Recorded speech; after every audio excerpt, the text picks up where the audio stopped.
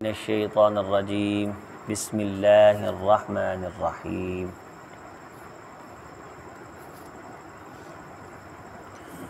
قل من یکلؤکم باللیل والنہار من الرحمن بل هم عن ذکر ربهم معرضون ام لهم آلہۃ تمنعهم من دوننا لا يستطيعون نصر انفسهم ولا هم منا يصحبون۔ آپ ان سے یہ پوچھیں کہ اللہ مہربان سے دن اور رات میں تمہیں کوئی بچا سکتا ہے؟ کالا ایکلؤ، اللہ تعالیٰ کی طرف سے جو گرفت آئے، ساتھ اللہ تعالیٰ نے یہاں رحمان ہونے کا تذکرہ کیا ہے کہ چونکہ وہ رحمان ہے اس لیے بہت جلد گرفت اس کی طرف سے آتی نہیں ہے۔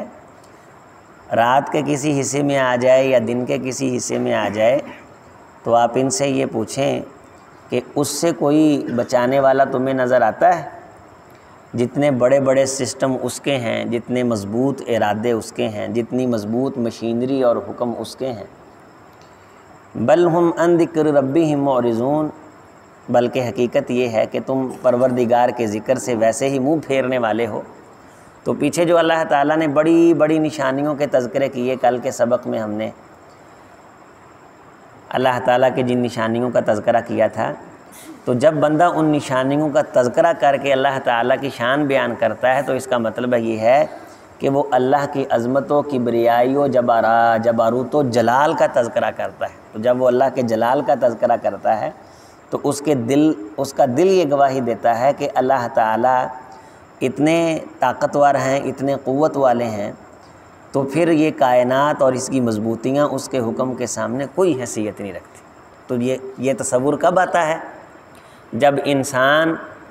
اللہ تعالیٰ کی نشانیوں پہ غور کرتا ہے۔ اسی لیے شاہ ولی اللہ محدث دہلوی بر صغیر کے پہلے محدثین میں سے، محققین میں سے، ان کی ایک کتاب ہے حجت اللہ البالغہ، وہ عام مسلمانوں کے بھی پڑھنے والی دو کتابیں تو ضرور ہر بندے کو جو مسلمان ہے پڑھنی چاہیے۔ قرآن و حدیث تو ہم بتاتے ہی ہیں، عام عقل کے لیے، عقل کی باتوں کے لیے کہ بندہ بندوں میں بیٹھے بندوں والی باتیں کرے۔ ایک ہے حجت اللہ البالغہ شاہ ولی اللہ کی، اور دوسری ہے مقدمہ ابن خلدون، دنیا جان کی ساری باتیں، تجربے ان دونوں کتابوں میں لکھی ہوئی ہیں۔ یہاں تک کہ ایک مسجد کے نمازی، انتظامیہ، مملکتیں، حکومتیں، عمریں، جانور، پرندے، مزاج، خاصیات، اسرار شریعت، حکمتیں، ساری زندگی کے لیے یہ دو کتابیں تو عام مسلمان کے شخص کے مطالعے میں بھی ہونی چاہیے۔ تو یہ جو شاہ ولی اللہ محدث دہلوی ہیں، انہوں نے قرآن مجید کو 5 علوم میں تقسیم کیا۔ وہ کہتے ہیں کہ ٹوٹل 5 قسم کے علوم ہیں قرآن مجید میں۔ نمبر 1 علم الاحکام، یا تو کوئی چیز میں اللہ حکم دے رہے ہوں گے کہ یہ کرو، اور جس میں کرنے کا کہا جا رہا ہوگا یا تو وہ فرضی ہوگا اور اس کو چھوڑنا گناہ ہوگا، پھر آگے قرآن اس کی گناہ کی سچویشن بتلائے گا، یا وہ نفلی ہوگا، استحباب کے لیے ہوگا، یا کسی کام کو روکنے کا کہے گا، یعنی اسے ہم کہیں گے علم الاحکام۔ تو یا تو قرآن مجید اس موضوع سے ڈسکس کرتا ہے، اس موضوع سے بحث کرتا ہے۔ نمبر 2 علم المخاصمہ، جاہل قوموں سے جو دلائل ہیں مخاصمت کے، ان کو منانے کے، قائل کرنے کے کہ یہ بات غلط ہے۔ جیسے ہم دیکھتے ہیں کہ عقیدہ توحید ہے، یہاں یہ دلائل دیے جا رہے ہیں کہ ام لہم آلہۃ تمنعہم من دوننا، کیا کوئی ان کا کوئی الہ ہے جو ہمارے علاوہ ان کو بچا سکے؟ پھر آگے کہا لا یستطیعون نصر انفسہم، جن کو یہ الہ بنائے بیٹھے ہیں وہ تو اپنی مدد خود نہیں کر سکتے، ولا ہم منا یصحبون، اور نہ ہی ان کو ولی بنایا گیا ہے کہ ہم نے ان کو سرٹیفکیٹ دیے ہوں یصحبون کہ وہ صاحب بنائے گئے ہیں، وہ دوست بنائے گئے ہیں، ایسی بھی کوئی بات نہیں۔ تو اسے کہتے ہیں علم المخاصمہ، یعنی دلائل کے ساتھ ان کو منایا جاتا ہے، یا تو یہ ہوں گے قرآن مجید میں۔ اور نمبر 3 وہ فرماتے ہیں علم بالآلاء اللہ، تذکیر بالآلاء اللہ، بالآلاء اللہ، تیسرا پورا علم، 5 باب ہیں اگر پورے قرآن کے علم کے، تو تیسرا پورا باب، پورا ان کے برابر کا حصہ اللہ کی نشانیوں پہ غور کرنے کا ہے۔ ایک چیپٹر ہے جس میں اللہ حکم دیتے ہیں، ایک ہے جس میں اللہ تعالیٰ دلائل ذکر کرتے ہیں مشرک بدعتیوں سے مخاصمت کرنے کے، ان کو سمجھانے کے۔ ایک پورے کا پورا چیپٹر ہے جس میں اللہ تعالیٰ یہ فرماتے ہیں کہ یہ میری نشانیاں ہیں، ان پہ غور کرو۔ اور تذکیر بایام اللہ، چوتھا اس میں یہ علم ہے قرآن مجید میں کہ اللہ تعالیٰ دنوں کا تذکرہ کرتے ہیں، جن دنوں میں قوموں کو غرق کیا کہ یہ دن دوبارہ بھی آ سکتے ہیں۔ تذکیر بایام اللہ، اللہ ان دنوں کا تذکرہ کرتے ہیں۔ اور چوتھا ہے تذکیر الموت وما بعدہ، موت کی حقیقت اور اس کے بعد جو کچھ انسان سے ہونے والا ہے اس کا اللہ تعالیٰ اس میں تفصیلاً تذکرہ کرتے ہیں۔ تو جب بھی ہم کسی بھی صفحے کو پڑھتے ہیں تو یہ 5 چیزیں ہمیں نظر آ جاتی ہیں، بلکہ ایک ایک آیت میں یہ ساری چیزیں نظر آ جاتی ہیں۔ مشرکین کا جواب بھی آ جاتا ہے، توحید کا حکم بھی آ جاتا ہے، کسی نشانی کا تذکرہ بھی آ جاتا ہے، اللہ تعالیٰ گزشتہ اقوام کے تباہ ہونے کی نشانی بھی بیان فرما دیتے ہیں، اور ساتھ اللہ ڈرا بھی دیتے ہیں اور بتا بھی دیتے ہیں کہ یہ چیز تمہیں مرنے کے بعد فائدہ دے گی۔ اور یہاں اس چھوٹے سے رکوع میں پچھلی آیات میں بھی ہم نے دیکھا کہ وہاں اللہ تعالیٰ نے اسی طرح اپنی توحید کی عظمت، نشانیاں، شمس و قمر، عبر اور انسان کا مزاج اور انبیاء کی دعوت اور پھر استہزاء کرنے والوں کا تمسخر اڑانا اور پھر ان کا غرق ہونا، یہ ہے تذکیر بایام اللہ، کہ اللہ تعالیٰ نے پھر پکڑا فتبہتہم، تو وہ حیران رہ گئے، اچانک وہ آن پہنچا ان کے سروں پہ اور انہیں معلوم ہی نہ تھا کہ یہ ہمارے ساتھ ہو کیا گیا ہے۔ اور اس میں عذاب کی ایک قسم ان کے لیے یہ بھی تھی کہ رسول اللہ صلی اللہ علیہ وسلم جب مکہ فتح کرنے کے لیے گئے ہیں تو اتنے اصرار سے، اتنی خاموشی سے گئے ہیں کہ کسی کو پتہ ہی نہیں تھا۔ اچانک جب صبح لوگ اٹھے ہیں تو دیکھا ہے کہ صبح صبح مکے کے ارد گرد اندھیرے میں آگ جل رہی ہے، اور نبی صلی اللہ علیہ وسلم نے مکے کے ارد گرد دور دور تک لوگ پھیلا دیے۔ انہوں نے دیکھا کہ اتنی دور دور تک آگ کے الاؤ جل رہے ہیں، یہ تو بہت بڑا لشکر ہم پہ حملہ آور ہو گیا۔ اس آپ صلی اللہ علیہ وسلم کی ایک سوچ اور فکر نے اور جنگی آپ صلی اللہ علیہ وسلم کے طرز عمل نے ان کے حوصلے پست کر دیے اچانک۔ تو اللہ نے فرمایا کہ ہم نے ایمان والوں کے ذریعے سے ان کو اس سزا سے دوچار کیا جس سے ہم انہیں ڈرا رہے تھے۔ قاتلوہم یعذبہم اللہ بایدیکم، اب ان سے لڑو، اللہ تمہارے ہاتھوں سے ان کو عذاب دینا چاہتا ہے۔ فرمایا کہ یہ جن کو چھوڑ کے الہ مار رہے، کیا ان کے کام آئے؟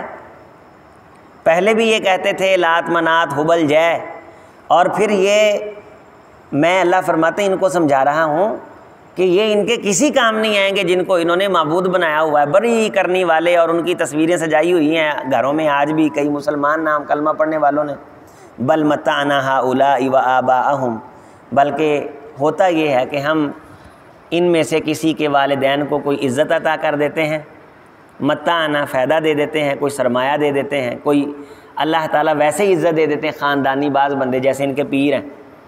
ان کو ویسے خاندانی طور پہ شرف مل جاتا ہے، حتی طال علیہم العمر، پھر ان کی عمریں لمبی ہو جاتی ہیں تو وہ یہ دعویٰ کر بیٹھتے ہیں کہ ہم عزت کی گدی پہ بیٹھے ہیں اور عزتیں ہم بانٹتے ہیں، تو دنیا آہستہ آہستہ ان کو ماننا شروع کر دیتی۔ یہ ہے اصلاً فلسفہ، اور فائدہ ہم دیتے ہیں۔ متعنا ہؤلاء، ان کو بھی، وآباءہم، اور ان کے ماں باپ کو بھی عزتیں ہم نے دیں، اور وہ عزت زیادہ دیر برقرار رہی، اونا کیا بھی نہیں، اسی ہمیشہ ہی بٹیرے کھائی دے۔ 10 سال اقتدار میں رہے تو سمجھا اقتدار ہمارے گھر کی لونڈی ہے، اب یہ ہمیشہ ہمارے پاس رہے گا، اور لوگوں نے سمجھا کہ ان کے علاوہ اقتدار میں کوئی آ ہی نہیں سکتا، اللہ تعالیٰ نے ایسے کر کے سائڈ پہ کر دیے جس طرح مکھن سے بال نکال کے سائڈ پہ کیا جاتا ہے۔ فرمایا کہ یہ ساری چیزیں میں دیتا ہوں، افلا یرون انا نأتی الارض ننقصها، کیا یہ دیکھتے نہیں ہیں جب ہم کسی کی زمین تنگ کرنے پہ آئے تو بغیر بتائے تنگ کر دیتے ہیں؟ سب کچھ ہونے کے باوجود، اقتدار، سرمایہ، پیسہ ہونے کے باوجود ہم چپکے سے اس کی زمین کو اس پہ تنگ کر دیتے ہیں۔ اور کئی لوگ ہم اپنی زندگی میں دیکھتے ہیں کہ ساری زندگی عروج دیکھتے ہیں، آخر وقت میں ان کی زندگی میں ایسا وقت بھی آ جاتا ہے کہ وہ سڑک پہ آ جاتے ہیں۔ اللہ تعالیٰ محفوظ رکھے آزمائشوں سے، ہمیشہ انسان کو کبر سے بچائے اور انسان یہ نہ سمجھ لے کہ یہ عزتیں اس کی خاندانی ہیں، چونکہ اس کے خاندان کی عزت ہے لہٰذا آئندہ عزت ہمیشہ اس کی ہے، کسی اور کی ہے ہی نہیں۔ پھر فرمایا کہ ہم آتے ہیں زمین کو اور اس کو ہم کم کر دیتے ہیں من اطرافیہا، اس کے ارد گرد سے۔ اس سے حقیقت بھی مراد ہے، سچ مچ میں بھی زمین سکڑ رہی ہے، اور اس سے روحانی طور پہ بھی چونکہ پیچھے تذکرہ یہ ہے کہ اللہ تعالیٰ چپکے سے کسی کی عزت بھی کم کر دیتے ہیں، اقتدار بھی کم کر دیتے ہیں، اس کا تصرف بھی اللہ کم کر دیتے ہیں، اور بہت کچھ اس کے پاس ہوتا ہے۔ آگے پھر فرمایا آفاہم الغالبون، کیا پھر یہ ہم پہ غلبہ پا لیتے ہیں؟ جب ہم چپکے سے کوئی چیز کھینچ لیتے ہیں، بچے لے جاتے ہیں، مال لے جاتے ہیں، انسان چلتے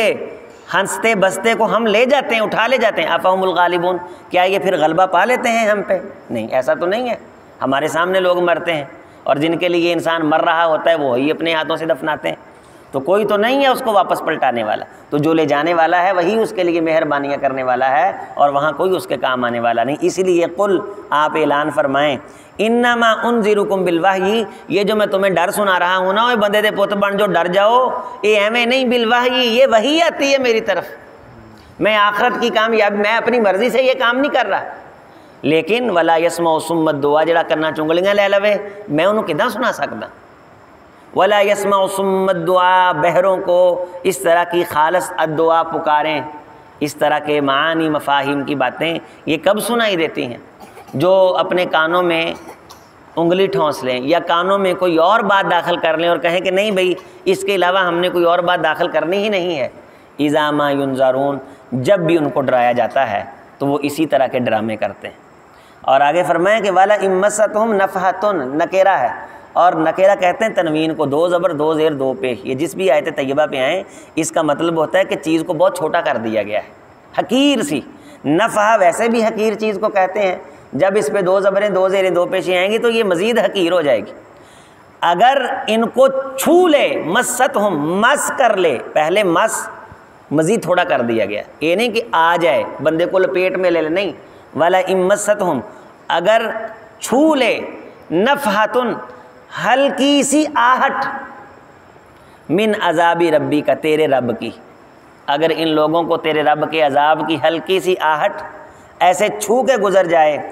لا یقولن یا ویلنا انا کنا ظالمین، اسے ویلے وین پاؤن لگ پین گے، ہائے لٹے گئے، ہائے مارے گئے، اسی زیادتیاں کر لیاں، اسی ظلم کر لے، اسی گناہ کر لے، اسی سستیاں، اسی نافرمانیاں، اسی ضدی سی، اسی نہیں مننے نہیں ہٹے، فوری طور پہ یا ویلنا، واویلا شروع کر دیں،